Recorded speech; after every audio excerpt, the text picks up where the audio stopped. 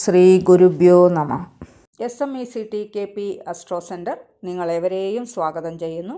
നിങ്ങൾക്കും നിങ്ങളുടെ കുടുംബാംഗങ്ങൾക്കും സർവ്വ ഐശ്വര്യങ്ങളും ഉണ്ടാവട്ടെ എന്ന് പ്രാർത്ഥിക്കുന്നു. ഇന്നത്തെ നമ്മുടെ വിഷയം 1202 ആണ്ട് പുതുവർഷ ഫലത്തെക്കുറിച്ചാണ്. ഒരു പുതിയ വർഷമൊക്കെ ആരംഭിക്കുമ്പോൾ എല്ലാവർക്കും വളരെ ആകാംക്ഷയൊക്കെ ഉണ്ടാകുന്നതാണ്. ഓരോ നക്ഷത്രക്കാർക്കും അവരവരുടെ നക്ഷത്ര അടിസ്ഥാനത്തിൽ ഈ വർഷം തൊഴിൽപരമായിട്ടൊക്കെ എങ്ങനെ ഉണ്ടാകും, സാമ്പത്തിക സ്ഥിതിയൊക്കെ മെച്ചപ്പെടുമോ, തൊഴിൽപരമായി എന്തെങ്കിലും മാറ്റങ്ങളൊക്കെ ഉണ്ടാകുമോ എന്നൊക്കെ എല്ലാവരും സ്വാഭാവികമായി ചിന്തിക്കുന്ന കാര്യങ്ങളാണ്. പിന്നെ കുടുംബജീവിതം, വിവാഹം, ആരോഗ്യം, വിദ്യാഭ്യാസം, വിദേശയോഗം എന്നിങ്ങനെയുള്ള ഓരോ കാര്യത്തിലും എന്തെല്ലാം സംഭവിക്കും എന്നിങ്ങനെയുള്ള 1000 ചോദ്യങ്ങൾ നമ്മൾ ഓരോരുത്തരുടെയും മനസ്സിൽ ഉയരുന്നതാണ്.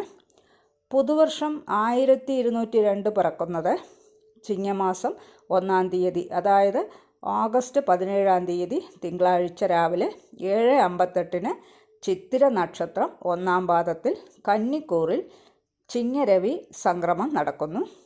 ഈ വീഡിയോയിൽ 1202 ആണ്ടിലെ ഓരോ നക്ഷത്രക്കാരുടെയും സമ്പൂർണ്ണ പുതുവർഷ ഫലത്തെക്കുറിച്ചാണ് പറയാൻ പോകുന്നത്. ഓരോ നക്ഷത്രക്കാരുടെയും തൊഴിലിനെ പറ്റിയും ധനസ്ഥിതിയെപ്പറ്റിയും, വ്യാപാരം, കുടുംബജീവിതം, ദാമ്പത്യം, സന്താനഭാഗ്യം, വിവാഹം, പിന്നെ യാത്രകൾ, വിദ്യാഭ്യാസം, വിദേശയോഗം, ആത്മീയ കാര്യങ്ങൾ തുടങ്ങി ജീവിതത്തിൻ്റെ വിവിധ മേഖലകളിൽ ഈ വർഷം ഉണ്ടാകാൻ സാധ്യതയുള്ള പ്രധാന കാര്യങ്ങളെ ജ്യോതിഷപരമായി മനസ്സിലാക്കാവുന്നതാണ്. അതുമാത്രമല്ല, ഏതെല്ലാം സമയങ്ങളിൽ കൂടുതൽ നിങ്ങൾ ശ്രദ്ധിക്കേണ്ടതുണ്ട്, പിന്നെ ഏതെല്ലാം അവസരങ്ങൾ പരമാവധി നിങ്ങൾ പ്രയോജനപ്പെടുത്തണം എന്നതിനെല്ലാം പറ്റി വിശദമായി തന്നെ പറയുന്നുണ്ട്. അതിനു മുമ്പ് ഈ ചാനൽ ആദ്യമായിട്ടൊക്കെ കാണുന്നവരാണെങ്കിൽ ചാനലൊന്ന് മറക്കാതെ സബ്സ്ക്രൈബ് ചെയ്യുക.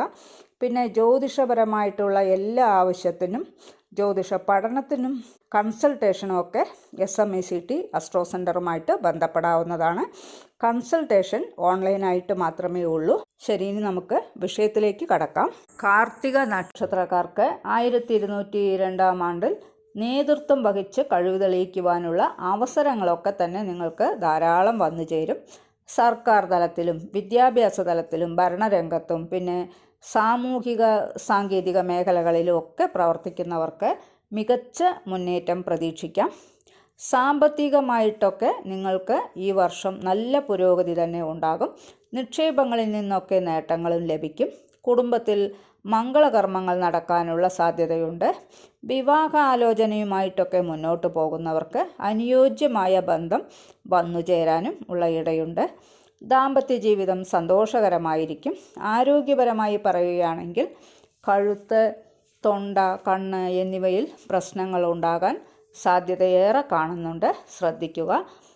നിങ്ങൾക്ക് ശിവപ്രീതിയും ശിവക്ഷേത്ര ദർശനവും ജലധാരയും അനുകൂലമായ ഫലങ്ങളൊക്കെ നൽകുന്നതായിരിക്കും.